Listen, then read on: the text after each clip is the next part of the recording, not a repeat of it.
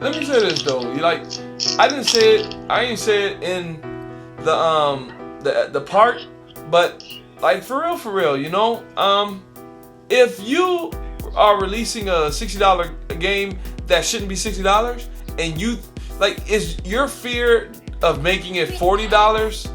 You know, making it $40, you're gonna lose money. Cause think about it. Check this out, NarDy.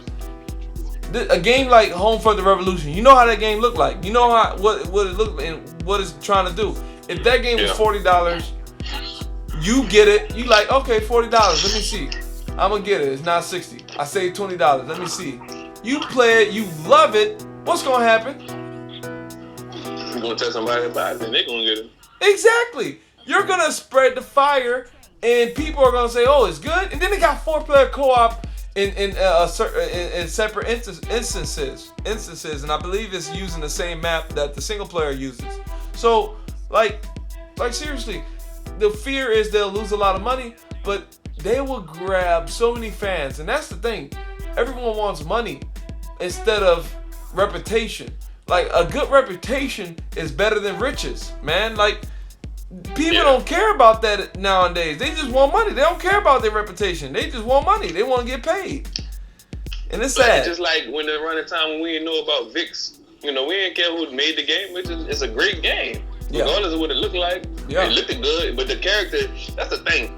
We don't have none of them, like, solid characters no more. You know, I like when you saw Mario just, all right, he looked like, I get it. It's somebody, well, he had a kind of like, a history. Okay, we can't use Mario. Let's try.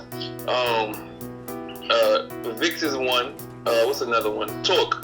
Ty the Tasmanian Tiger. You know, strong individual characters that just spark your interest. Like, you know, for an IP, like an individual game, like a new, if you're trying to be a AAA type game, and you want to start a franchise, you need that one character, just like a great TV show, like a good anime. You need that character base to where, like, each character in Naruto have their own story, their own saga, their own couple of episodes, and their own history.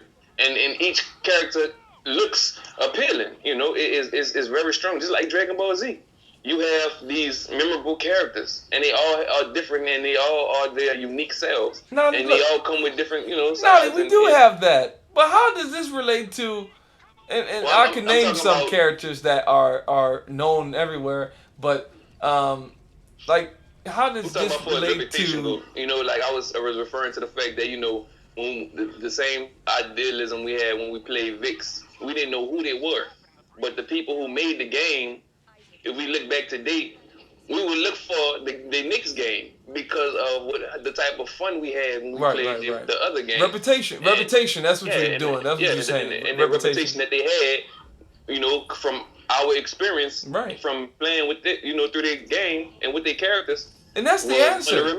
That's the answer, man. A good reputation is better than having great riches. Like, you could be rich, or you could seek riches, but if you, like you said, if you got a game that's good, that's what's gonna make people excited for your next game. People bought Destiny off of Bungie's name alone. People bought Destiny off of Bungie's name alone, being creators of Halo, being the makers of Halo 1, 2, 3. 3 blew people's minds. People melted at Halo 3, and people loved Halo Reach and ODST, but Halo 3 was the biggest, like, on the top, like, oh my gosh, this game is amazing. So when Destiny was coming out, people pre-ordered immediately, no doubt. That's why that game was so successful day one. People bought that game because of Bungie's name alone. And this is this crazy thing, right? They came from Xbox. People bought that game on PlayStation, like, in droves, right? Because of Bungie name alone.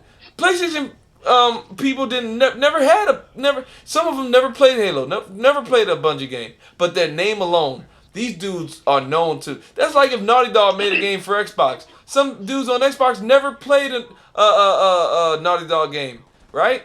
And if that name showed up in your library, this game was made by Naughty Dog.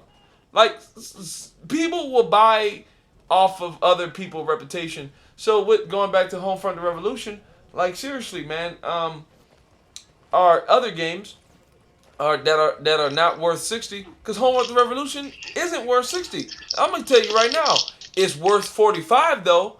That game is amazing. Graphically, it has some bugs. Those bugs, if they get cleared out in the next console run, like if the Xbox One S or Scorpio can clear off those bugs, the frame rate issues, as well as maybe the resolution can be a straight up 1080p or whatever. Like that would be the best game in the wild if they can do that with the next consoles, right? Or Neo can fix up the frame rate. So anyway, yeah. Look, reputation is more important than riches. Developers, get that through your skull. Make good games, and guess what? You will be rewarded. Characters. What'd you say? I said make great games with memorable characters. You might have a backwards compatible game, remaster. You never know. It might not be today, but probably in the future, somebody's gonna say, "Hey, what about this one? Remember this one?" And then it might, just like when Michael Jackson passed away. That man sold more music than he did when he was living. You know what I'm saying? So, it don't stop. Yep. I thought I told you that we won't stop. I thought I told you that we won't stop. I thought I told you. The nostalgia effect is a real thing, my man. You're right. You're right. And look. If your game is about making your own characters, just make sure your game is good. Because Mass Effect, NarDy, it had memorable characters, but it was really about you. But still, like you said, make memorable characters. Don't slip out on making memorable characters because really, those are selling points. But please understand that it's not about the riches, man. It's not about the riches. Go after a good game. That's why I tip my hat off to Naughty Dog. Tip my hat off to Rockstar. Tip my hat off to these developers who come out strong. If you come out strong, I tip my hat off to you. So anyway, look, this was the lost episode of part 2 of that. I had to, Naughty. Had me playing the music and everything. Yeah, man, I heard Grandma walk in the bedroom. It's over. All right, we're back at our final topic. This is the final topic in Gaming Talk, episode 15S, and it is good games that are broken shouldn't be $60.